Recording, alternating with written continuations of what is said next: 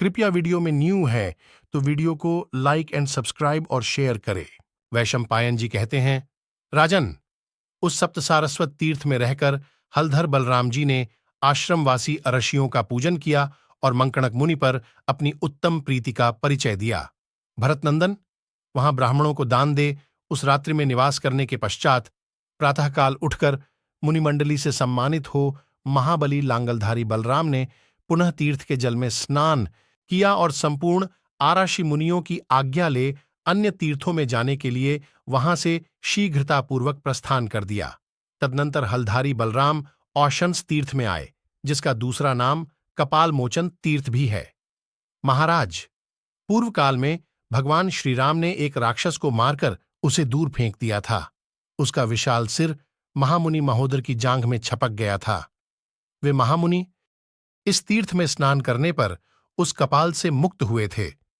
महात्मा शुक्राचार्य ने वहीं पहले तप किया था, जिससे उनके हृदय में संपूर्ण नीति विद्या स्फुरित हुई थी। वहीं रहकर उन्होंने दैत्यों अथवा दानवों के युद्ध के विषय में विचार किया था। राजन, उस श्रेष्ठ तीर्थ में पहुंचकर बलराम जी ने महात्मा ब्राह्मणों को विधिपूर्वक धन का दान दिया था। जन्मेजय ने पूछा, ब्राह्मण, उस तीर्थ का नाम कपाल मोचन कैसे हुआ, जहां महामुनि महोदर को छुटकारा मिला था? उनकी जांघ में वह सिर कैसे और किस कारण से चिपक गया था?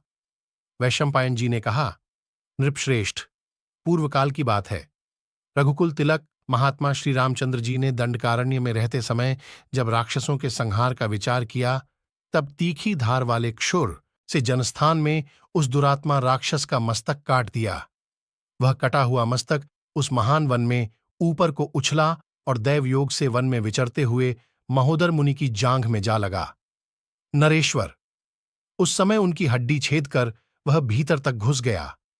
उस मस्तक के चिपक जाने से वे महाबुद्धिमान ब्राह्मण किसी तीर्थ या देवालय में सुगमतापूर्वक आ जा नहीं सकते थे।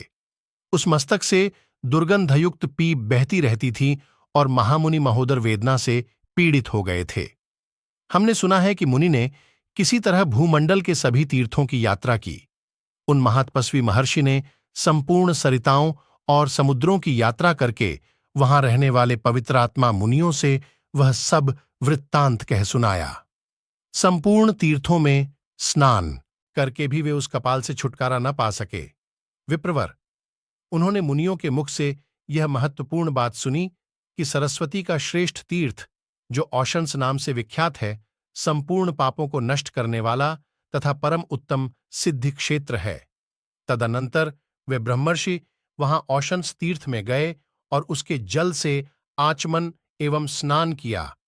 उसी समय वह कपाल उनके चरण जांघ को छोड़कर पानी के भीतर गिर पड़ा। प्रभो, उस मस्तक या कपाल से मुक्त होने पर महोदर मुनि को बड़ा सुख मिला। साथ ही वह मस्तक भी, जो उनकी जांघ से छूटकर गिरा था, पानी के भीतर अदृश्य हो गया।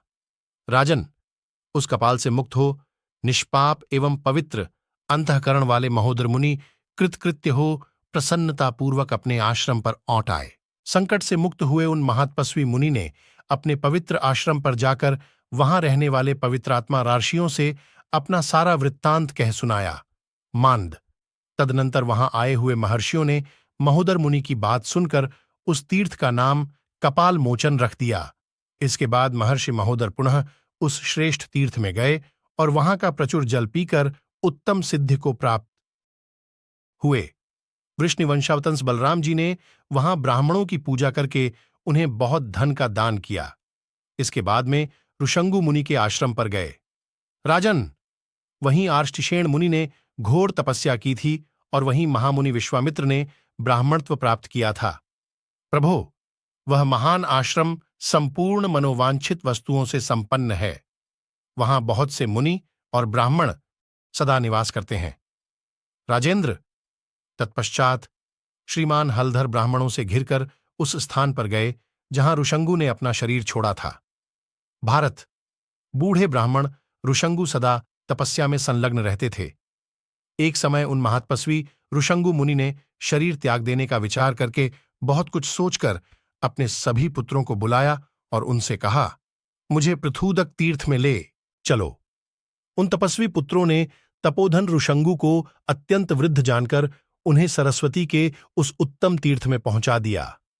राजन, नरव्याघ्र विपुत्र जब उन बुद्धिमान मुनि को ब्राह्मण समूहों से सेवित तथा सैकड़ों तीर्थों से सुशोभित पुण्य सलिला सरस्वती के तट पर ले आए, तब वे महातपस्वी महर्षि वहां विधिपूर्वक स्नान करके तीर्थ के गुणों को जानकर अपने पास बैठे हुए सभी पुत्रों से प्रसन्नतापूर्वक बोले, जो सरस्वती के उत्तर तट पर पृथूदक तीर्थ में झप करते हुए अपने शरीर का परित्याग करता है, उसे भविष्य में पुनः मृत्यु का कष्ट नहीं भोगना पड़ता। धर्मात्मा विप्रवत्सल हलधर बलराम जी ने उस तीर्थ में स्नान करके ब्राह्मणों को बहुत धन का दान किया।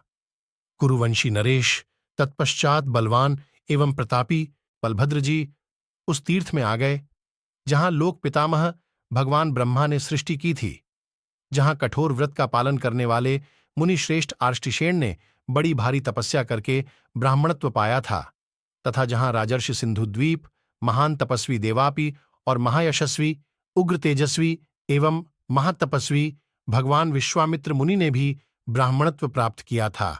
महाभारत की ऐसी कई रोचक कहानियां हैं जो हम आपको बताते रहेंगे। हमसे जुड़े रहने के लिए हमारे चैनल को सब्सक्राइब कीजिए। आपका बहुत बहुत धन्यवाद।